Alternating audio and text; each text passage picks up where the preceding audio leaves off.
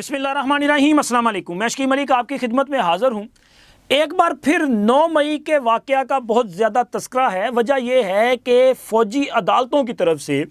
9 मई के 20 मुल्ज़मान को रिहा किया गया है। अच्छा, फ़ौजी अदालतों का बड़ा खौफ था कि जनाब जिन लोगों को फ़ौजी अदालतों की तहवील में दिया गया है उनका क्या हशर होगा और फ़ौजी अदालतें उनके साथ क्या करेंगी और फ़ौज की तहवील में उन पर क्या क्या जुल्म ढाए जा रहे होंगे। मतलब ये बड़ा खौफनाक मंज़र था कि यार क्या हो रहा होगा। लेकिन अब चूँकि लोग रिहा हो चुके हैं, लोग अपने घरों को वापस आ चुके हैं, जो लोग फ़ौज की तहवील में हैं उन पर ज़िंदगी किस तरह से जो है वो गुज़र रही होगी या उनके साथ किस किस किस्म के मज़ालम जो हैं वो ढाए जा रहे होंगे, अब उसका अंदाज़ा लगाया जा सकता है। क्योंकि रिहा होने वाले लोगों के इंटरव्यूज़ सामने आना शुरू हो चुके हैं। मतीउल्लाह जान MJ TV उन्होंने एक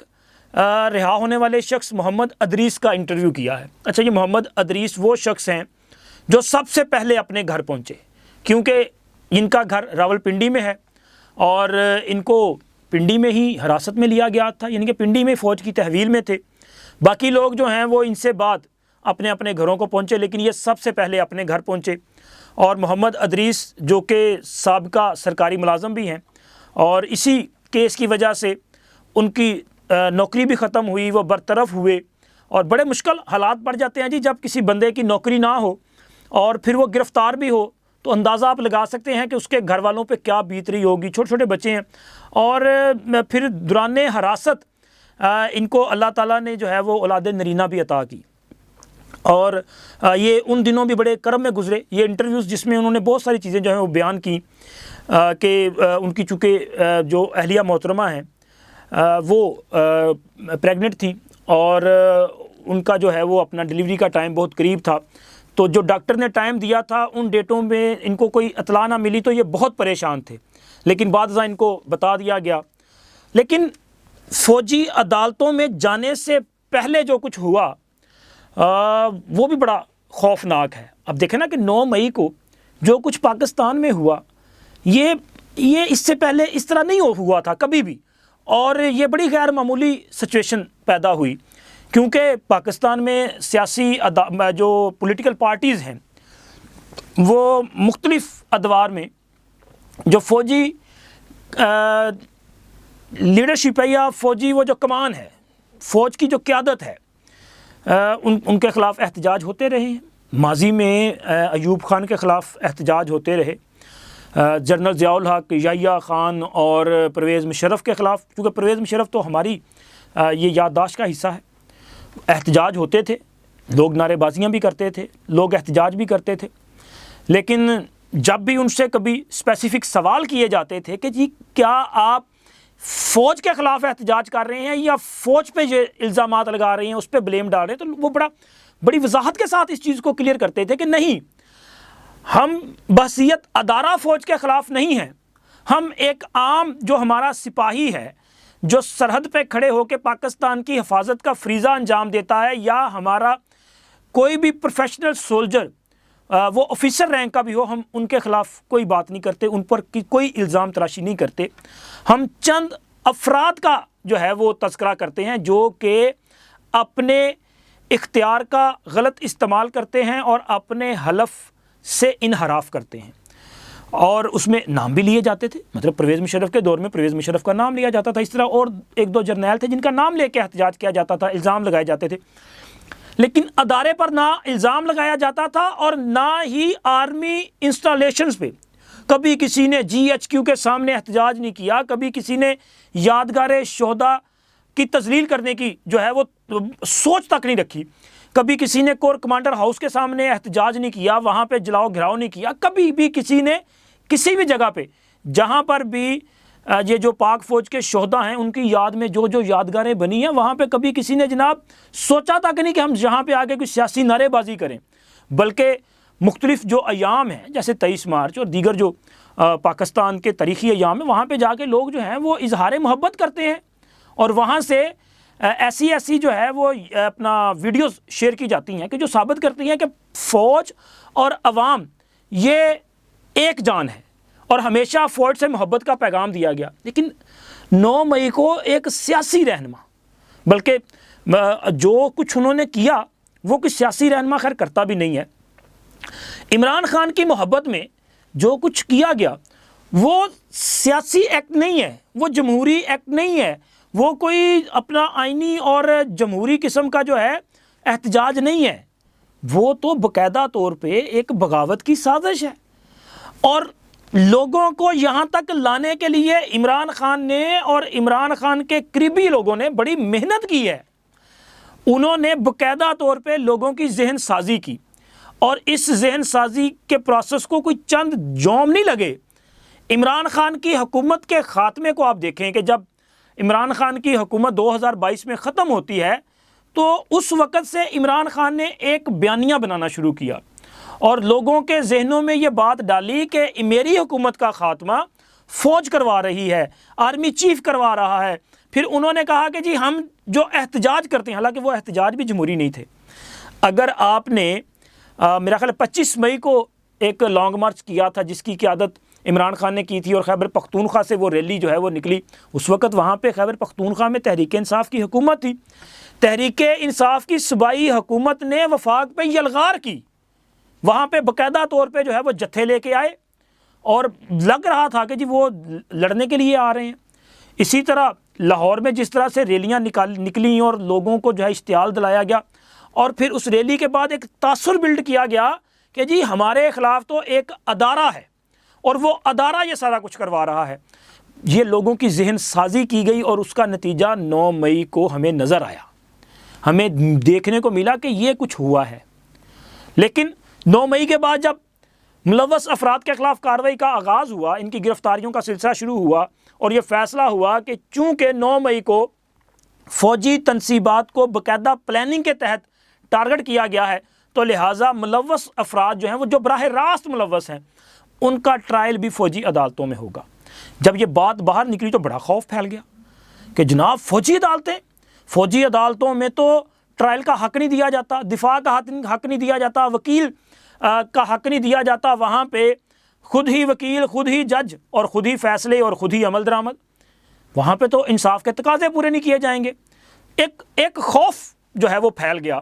اور جو 9 مئی میں ملوث تھے ان کی فیملیز بھی خوف میں مبتلا ہوئی کہ اب کیا ہوگا، پتہ نہیں یہ لوگ جو فوج کی تحویل میں دیے جائیں گے یہ زندہ واپس آئیں گے یا نہیں آئیں گے. اور اس سے زیادہ بھیانک کردار جو ہے وہ تحریک انصاف لوگوں نے ادا کیا کہ انہوں نے یہ پرسیپشن بلڈ کر دیا کہ یہ جو فوج کے پاس جا رہے ہیں جناب، ان کو تو بس سمجھیں کہ ان کی زندگیوں کا خاتمہ کر دیا گیا اور یہ ان کے ہر قسم کے جمہوری آئینی حقوق جو ہیں وہ ختم ہو چکے ہیں، یہ ظلم کیا جا رہا ہے. اور تحریک انصاف نے یہ معاملہ چیلنج کر دیا، سپریم کورٹ میں لوگ چلے گئے، وہاں سے اسٹے آرڈر جاری ہو گیا، کئی ماہ جو ہے وہ سلسلہ چلتا رہا. بالآخر وہ جو فوجی تحویل میں تھے لوگ ان کے کیس بھی لٹک گئے. لیکن بعد نہ چونکہ سپریم کورٹ کی طرف سے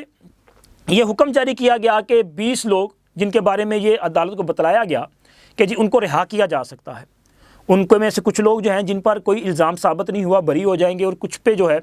وہ مائنر قسم کا جو ہے وہ الزام ہے تو ان کو کم سزائیں ہیں، وہ بری ہو سکتے ہیں. عدالت نے کہا ٹھیک ہے جی ان کے فیصلے جاری کر دیں. اب ان کے جب فیصلے جاری ہو گئے تو تب جناب حقیقت سامنے آئی کہ ان لوگوں پہ فوج کی تحویل کے دوران کتنا ظلم کیا گیا ہے اور کس نے کیا کردار ادا کیا ہے کہ جو انہوں نے یہ سزا بھگتی ہے. ایک تو محمد ادریس صاحب کا یہ جو انٹرویو ہے اس میں انہوں نے بہت واضح طور پہ یہ بتایا کہ جب ان کو گرفتار کیا گیا تو ان کی گرفتاری کے جو ہے وہ چند یوم کے بعد ہی ان کو فوج کی تحویل میں دے دیا گیا. وہ خوفزدہ بھی تھے لیکن دوران حراست ان کے ساتھ کسی قسم کا جو ہے وہ کوئی غیر انسانی رویہ اختیار نہیں کیا گیا. وہ کہتے ہیں کہ ہمیں خوف تھا کہ یہ جو ہم سے انٹروگیشن کریں گے وہ کس طرح کی کریں گے. بڑا خوفناک تھا، ان کے دماغ میں کچھ ایسی چیزیں تھیں کہ پتہ نہیں اب ان کو کس کس اذیت سے گزرنا پڑے گا. لیکن ادریس صاحب نے کہا کہ جی ان کے ساتھ وہاں پہ جو رویہ اختیار کیا گیا وہ ان کے لیے بھی سرپرائز تھا، کیونکہ انہیں مکمل طور پہ جو ہے وہاں پہ فیسیلیٹیٹ کیا گیا اور کھانا انہیں وہ فراہم کیا جاتا تھا جو میس میں تیار ہوتا تھا. باقی جوانوں کے لیے یا آفیسرز کے لیے جو میس میں کھانا تیار ہوتا تھا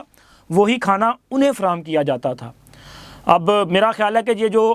باقی جیلوں میں قید ہیں لوگ 9 مئی کے الزام والے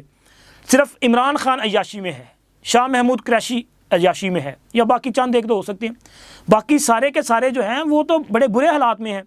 لیکن جن کے بارے میں ہم سوچ رہے تھے کہ پتہ نہیں یار ان کے ساتھ کیا ہوا ہوگا،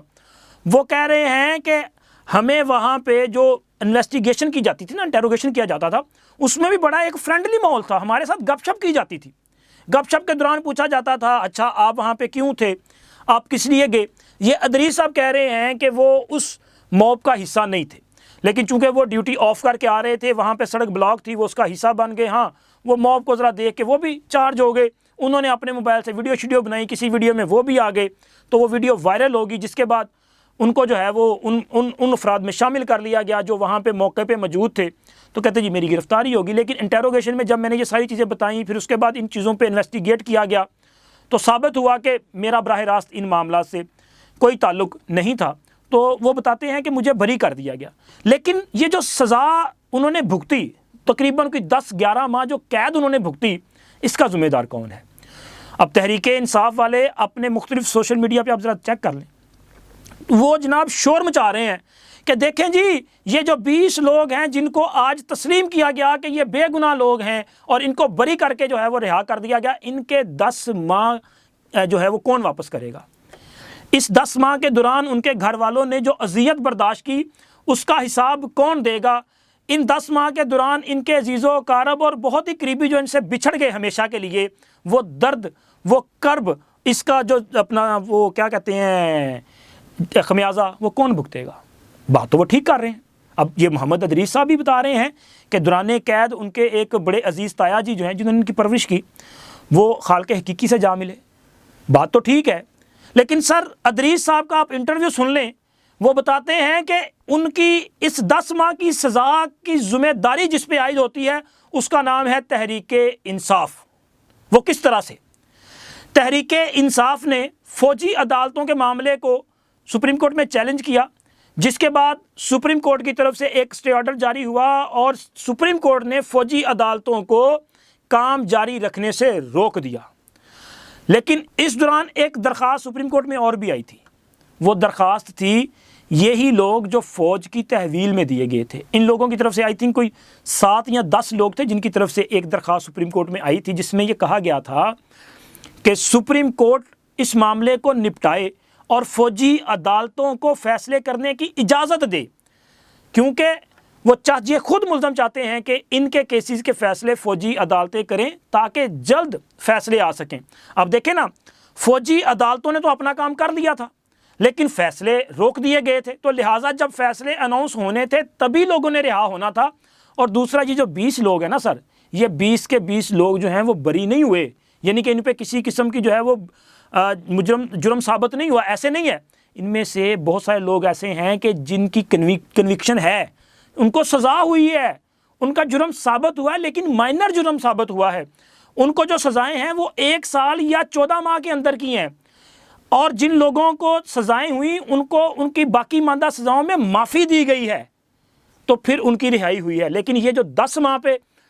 تحریک انصاف شور مچا رہی نا، اس کی ذمہ داری بھی براہ راست آپ پہ عائد ہوتی ہے۔ آپ کی وجہ سے یہ معاملہ تاخیر کا شکار ہوا اور ان لوگوں کو وہاں پہ سزائیں بھگتنا پڑی، اور اب آپ یہ جو پروپیگنڈا کر رہے تھے پچھلے 10 ماہ سے کہ جی فوج نے ظلم کر دیا، فوج ان پہ جو ہے وہ بڑا بدترین تشدد کیا جا رہا ہے، ان کی حالت غیر، بہت سارے موقع پہ ایسا کہا گیا کہ جی فلاں بندہ جو ہے اس کے بارے میں اطلاع ہے کہ اس کی تو حالت ہی بڑی خراب ہو گئی ہے، اس کو اس طرح سے مارا پیٹا گیا ہے کہ وہ شاید نہ اس کی بچ سکے۔ تو اب یہ سب صورتحال جو آپ کے سامنے آ چکی ہے، وہ بندہ موجود ہے۔ جب وہ انہوں نے بتا دیا کہ یہ صورتحال ہے، اب تحریک انصاف والے کس منہ سے عوام کا سامنا کریں گے؟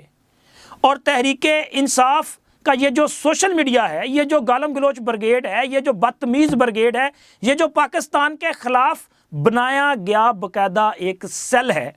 اب اس کا کیا کرنا ہے؟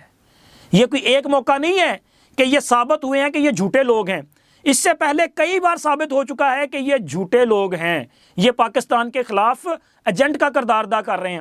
اور انہوں نے اس مسئلے کو لے کے، ان لوگوں کی تحویل کو لے کے جس طرح فوج کے خلاف باقاعدہ ٹرولنگ کی، الزام تراشیاں کی، اب وہ بندہ کہہ رہا ہے جی ان کے ساتھ کسی قسم کا غیر انسانی سلوک نہیں کیا گیا، اور وہ بڑے صحت مند ہیں ماشاءاللہ، بڑے ٹھیک ٹھاک ہیں۔ اگر انہوں نے کوئی جرم نہیں کیا تو دیکھیں وہ بری ہو گئے. جس بندے نے کوئی جرم کیا ہے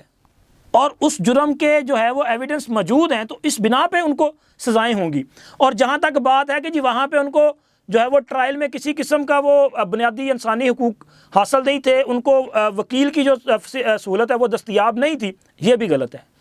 انہوں نے کہا جی ہمیں باقاعدہ یہ آپشن دیا گیا کہ آپ اپنا پرائیویٹ وکیل کرنا چاہتے ہیں تو آپ کو یہ سہولت فراہم کی جا سکتی ہے. اگر آپ افورڈ کر سکتے ہیں آپ اپنا پرائیویٹ وکیل کریں, ان کو یہاں پہ آنے کی پروسیڈنگ کا حصہ بننے کی اجازت ہوگی. اگر آپ چاہتے ہیں کہ آپ کو سرکاری وکیل دیا جائے تو اس کی سہولت بھی فراہم کر دی جائے گی اور آپ کو سرکاری وکیل دیا جائے گا. ادریس صاحب نے کہا کہ چونکہ وہ افورڈ نہیں کرتے تھے کہ پرائیویٹ وکیل کی فیس دے سکیں تو انہوں نے سرکاری وکیل کی آپشن جو ہے اس کو چوز کیا, تو انہیں سپریم کورٹ لیول کے ایک وکیل صاحب کی خدمات دی گئیں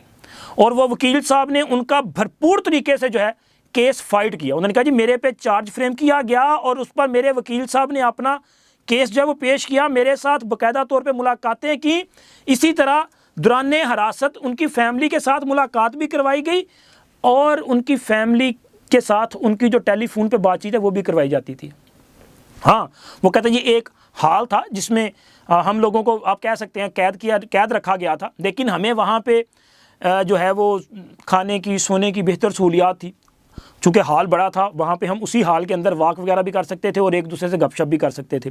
اور نہ صرف ان کے ساتھ بلکہ باقی جو لوگ ہیں جن پہ بہت سنگین قسم کے الزام ہیں ان کے ساتھ بھی کسی قسم کا کوئی غیر انسانی سلوک روا نہیں رکھا گیا. یہ ہے فوج کا کردار, اس فوج کا جس پر بدتمیز بریگیڈ والے محبت عمران میں مبتلا ہو کے بلکہ ہمارے بہت سارے دوست جن پہ عمران خان کی وہ جو ہے نا اپنا ایک جادوئی ایک سحر انگیز قسم کی شخصیت اس کا جو اثر ہے نا, ان کے لیے بھی ہے کہ اندازہ لگائیں کہ آپ جس فوج پہ الزام لگاتے ہیں, آپ جس فوج کے سربراہ کو جو ہے بدنام کرنے کی کوشش کرتے ہیں, جس ادارے ISI کو آپ عالمی سطح پہ بدنام کرنے کی کوشش کرتے ہیں, اور یہ سارا کچھ کر کے آپ پاکستان کے دشمنوں کے اعلیٰ کار کا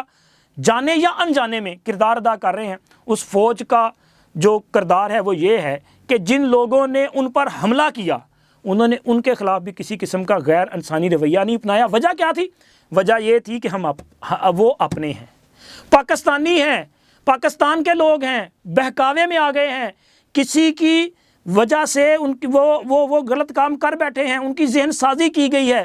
تو فوج نے ایک اعلیٰ مثال قائم کی ہے. اب تحریک انصاف کو اس پہ جواب ضرور دینا چاہیے کہ جو ہرزہ سرائی انہوں نے فوج اور فوج کی تحویل میں دینے والوں کے حوالے سے کی تھی, کیا اس پہ معافی مانگیں گے؟ کیا عمران خان اس پہ معافی مانگے گا؟ آج جو زہر عمران خان اس قوم کی رگوں میں گھول رہے ہیں, کیا کل اس پر معافی مانگیں گے یا آج ہی معافی مانگیں گے؟ اس پر آپ دوست جو ہے اپنی رائے کا ضرور اظہار کیجیے گا. اور اس کے ساتھ ساتھ جن دوستوں نے ابھی تک چینل کو سبسکرائب نہیں کیا وہ چینل کو سبسکرائب کر دیں, ویڈیو کو لائک اور اپنے فرینڈ سرکل میں شیئر بھی کیا کریں. اب تک اتنا ہی, اللہ حافظ.